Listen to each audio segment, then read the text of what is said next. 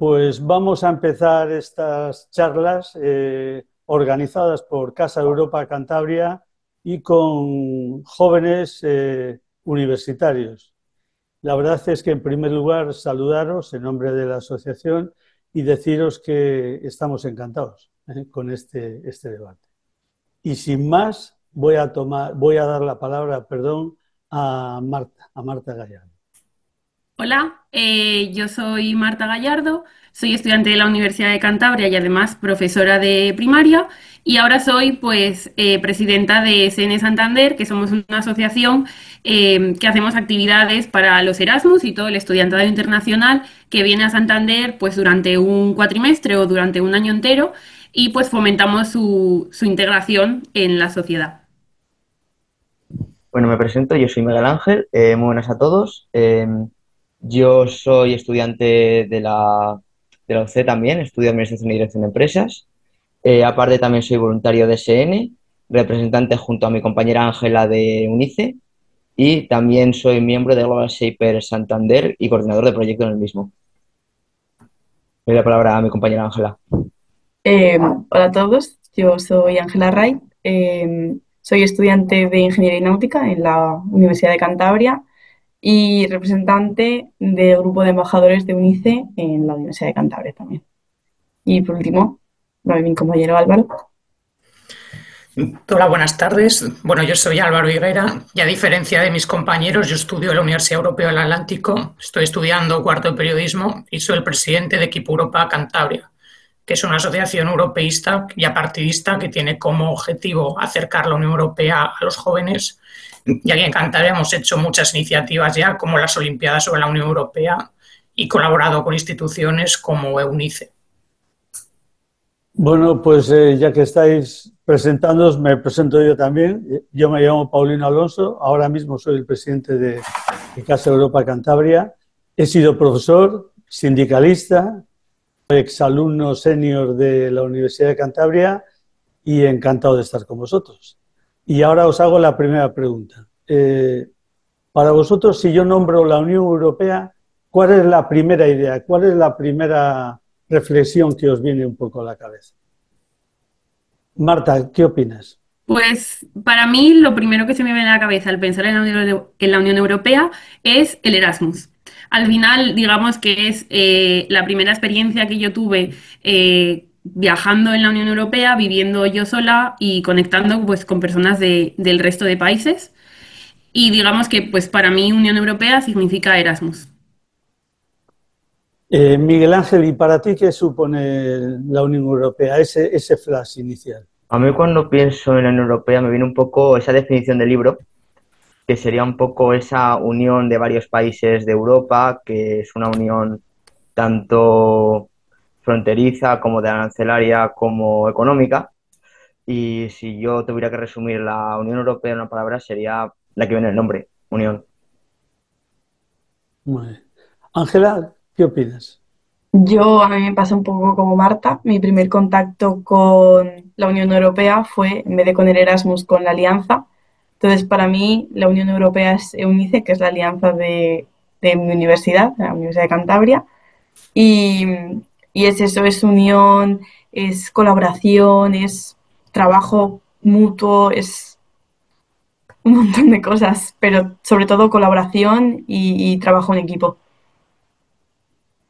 ¿Y Álvaro, qué opinas? Pues yo diría la palabra progreso, porque solo hay que ver cómo ha avanzado España en los últimos 40 años, desde que España se unió a la Unión Europea un 12 de julio de 1986. Hemos crecido en todos los aspectos, tanto el económico como social y todos los demás. Y al final ahora mismo la Unión Europea es la gran salvaguarda de la democracia, del Estado de Derecho y del Estado del Bienestar, que está en peligro en muchas partes del mundo como Estados Unidos, pero Europa es de momento la máxima salvaguarda de esos derechos. Aparte de la Unión, ¿cuál creéis que es la mayor fortaleza de la Unión Europea en estos momentos? Yo creo que la mayor fortaleza que tiene ahora mismo la Unión Europea sería en la arancelaria, esa capacidad de poder comerciar sin aranceles, a través de fronteras, de poder viajar también con un solo DNI o pasaporte a través de todos los países sin muchos impedimentos, los mínimos. Eso me parece algo que no se ve en ningún sitio del mundo. Me parece esa unión que tenemos, esa capacidad de romper fronteras, por así decirlo, y de que una persona que viva en Italia y otra persona que esté en España no sean tan distintas. Yo creo que es algo que no se da en ninguna parte del mundo, ni en ningún continente, ni en Asia, ni en América, nada. Es una cosa, me parece, maravillosa. Yo estoy de acuerdo con mi compañero, y aquí además quiero añadir una cosa que es muy importante, que compartimos todos los países europeos, que son los valores, ¿no? Al final somos una unión que cooperamos gracias a que tenemos una historia y unos valores comunes. Tenemos lenguas muy diferentes, pues los países además son muy diferentes, no tiene nada que ver un país mediterráneo como España e Italia que con Noruega, con Dinamarca o Alemania, ¿no? Pero al final compartimos eso, una historia común pues desde tiempos de los romanos, ¿no? Que se ha mantenido a través de diferentes acuerdos, tanto monetarios, de defensa o de fronteras. Marta, ¿estás de acuerdo con lo que están diciendo tus compañeros? Sí, yo estoy de acuerdo y bueno, yo tiro un poco para mi terreno, que al final es el Erasmus y los intercambios. Al final yo valoro muchísimo el hecho de que no haya fronteras, que es una cosa que igual no nos paramos a pensar en el día a día, que tú puedas coger tu DNI. Y yo este fin de semana, por ejemplo, estaba en Alemania, he ido el viernes, he vuelto el domingo, sin ningún tipo de problema, sin ningún tipo de complicación. Yo creo que eso es un valor muy importante. El hecho de que los intercambios sean tan fáciles también a nivel de estudiantes, a nivel universitario, a nivel de FP, porque el Erasmus se está extendiendo a todos los ámbitos educativos, desde primaria hasta la universidad. Creo que esos son beneficios que nos unen, que hay que tener, pues, que hay que darles la importancia que tienen y el valor a todos esos intercambios. Y yo creo que también es lo que hacen que la Unión Europea sea más fuerte. Porque si tú solo vives en tu país y no eres capaz de experimentar el marcharte a otro país, conocer a gente, pues hacerte a sus costumbres, a sus horarios, a su universidad, a su forma de trabajar, pues todo eso también hace que el sentimiento europeo pues crezca y sea más grande y al final esa unión sea más fuerte. Ángela, ¿tú lo ves de esta manera, lo que están diciendo tus compañeros? Yo coincido completamente y sí que considero que es muy sorprendente el hecho de que cada uno en su, no sé, rareza y variedad seamos todos iguales a la luz de pertenecer a la Unión Europea, que yo pueda viajar lo mismo que un noruego por esta unión, por estos países, que compartamos tanto y tan poco a la vez, es súper enriquecedor, considero. Yo he sido alumno universitario sin Erasmus y el Erasmus ha sido precisamente un salto cualitativo enorme y una de las, vamos, de las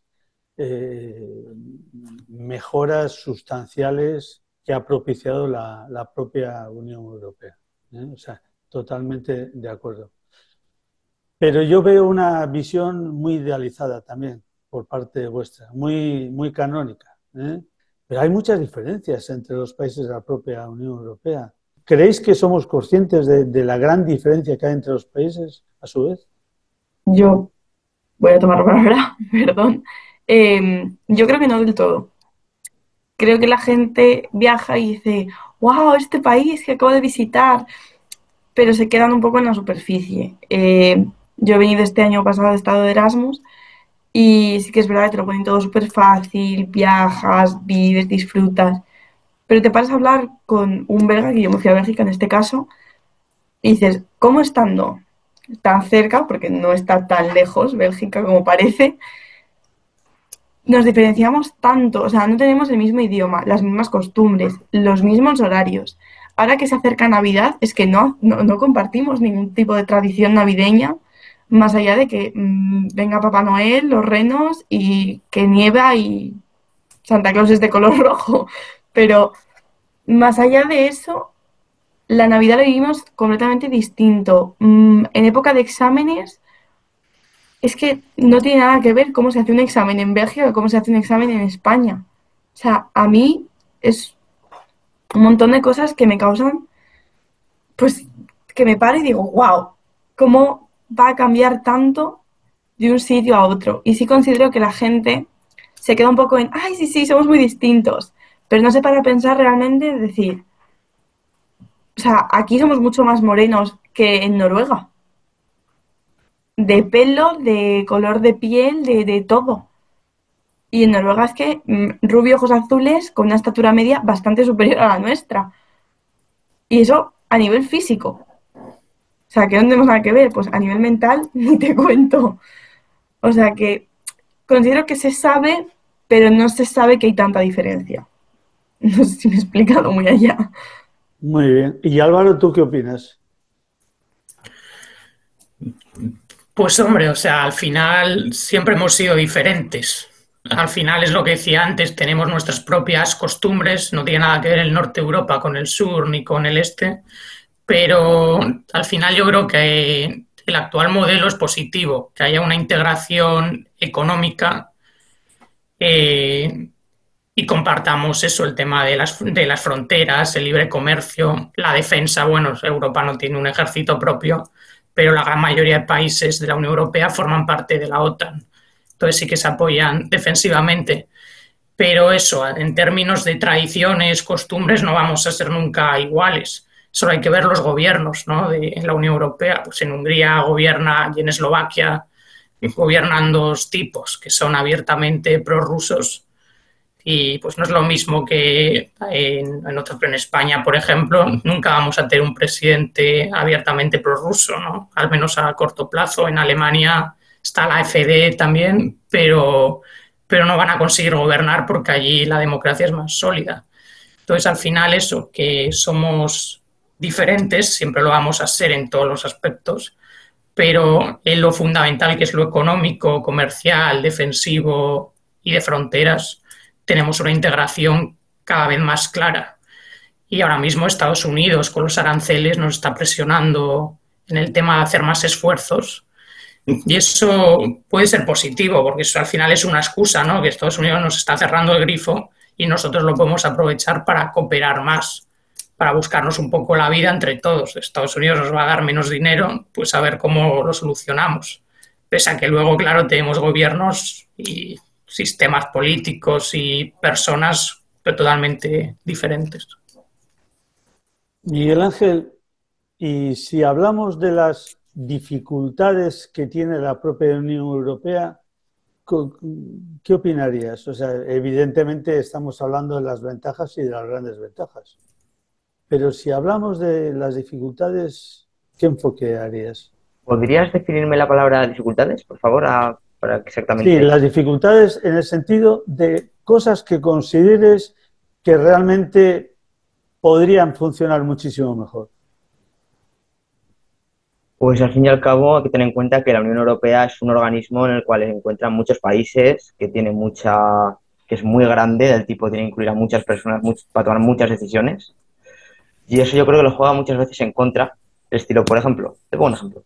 Cuando hablamos de una empresa grande, tiene que tomar una decisión, esa decisión igual tarda en llegar 2 meses hasta los bajos cargos. ¿Por qué? Porque tiene que pasar por muchos procesos, muchas aprobaciones, que es un mecanismo que utiliza como para evitar corrupción en cierta medida, que tenga que pasar por varias aprobaciones.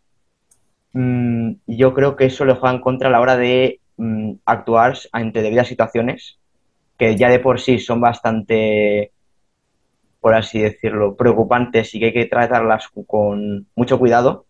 Pues encima de ese cuidado que tenga que pasar por tantos procesos, que es la burocracia en sí misma, pues yo creo que le da a la Unión Europea una dificultad muy grande para tomar acción en determinados conflictos o problemas y que su retraso al actuar ocasione pérdidas y problemas aún mayores, por así decirlo, que cuando se podía haber reaccionado a tiempo. Marta. Sí, yo también creo que otro de los problemas que tiene la Unión Europea es que muchas veces no es capaz de llegar a la población, digamos, más en la base, es decir, a población que igual no haya podido experienciar o vivir la Unión Europea o beneficiarse de la Unión Europea en algún sentido. Yo creo que eso también es una dificultad que está teniendo la Unión Europea y que es muy importante, pues, hacerle ver a la gente qué beneficios tiene formar parte de la Unión Europea, algunos de los que hemos estado hablando aquí, la importancia de votar en las elecciones europeas, por ejemplo, que al final nosotros elegimos a los representantes del Parlamento Europeo y que debemos tomar conciencia de la importancia que tienen para muchas de las decisiones que, como ha dicho Miguel Ángel, al final hay decisiones que se toman a nivel europeo y que igual tardan más en llegar por la burocracia, pero que nos afectan en el día a día y que es muy importante que seamos conscientes de ellas. Entonces yo creo que es una dificultad de la Unión Europea, el hecho de que la sociedad esté informada sobre cómo la Unión Europea, digamos, afecta o beneficia a su día a día. El problema de la comunicación creo que es objetivamente cierto. Álvaro, tú que vas para periodista,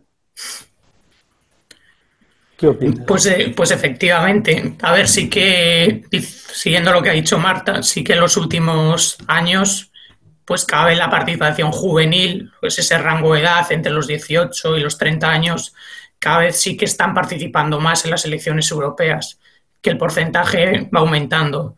Pero si no me equivoco, que las elecciones que fueron en 2024, las últimas elecciones europeas que hubo, en España la participación general de todo el censo, pese a un aumento de la participación juvenil, fue del 49%, que es una cifra muy baja. Aquí en las elecciones generales pues vota entre 60 y 70% de la población y en las europeas, en cambio, no se llega ni al 50%. Entonces, algo en materia de comunicación pues se está haciendo mal, ¿no? La gran dificultad es que vemos Bruselas, el Parlamento Europeo y el Consejo Europeo y todas las instituciones de la Unión como entes muy lejanos.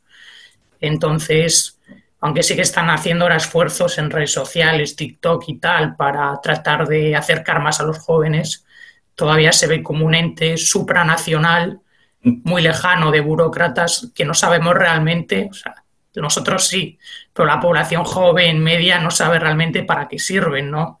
Que al final los autobuses municipales pues se pagan con fondos de la Unión Europea.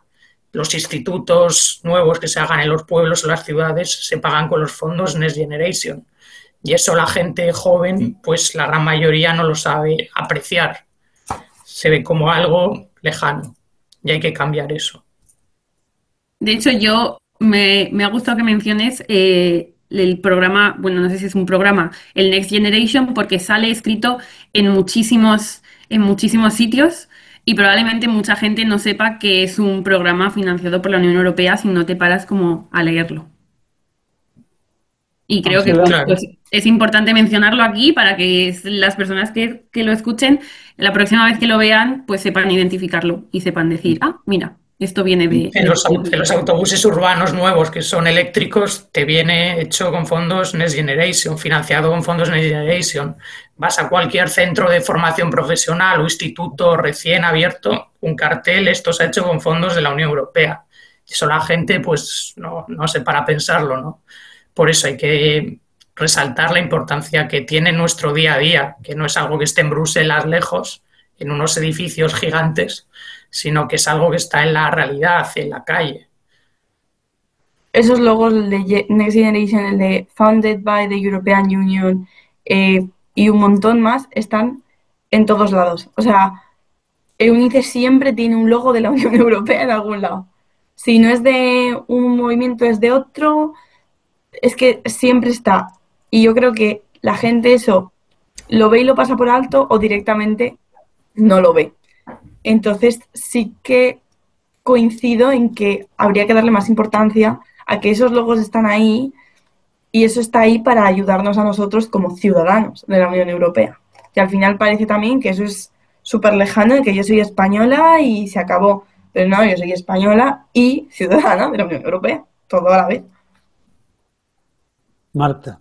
Sí, que yo creo que al final nosotros, los jóvenes que somos conscientes de los beneficios que tiene la Unión Europea, también tenemos que utilizar nuestras plataformas, nuestras redes sociales. Yo, por ejemplo, cuando fueron las elecciones europeas el año pasado, me descargué una aplicación en el móvil que era como, bueno, como una especie de Tinder, que podías seleccionar a favor o en contra de distintas frases que te iban saliendo sobre temas importantes de la Unión Europea.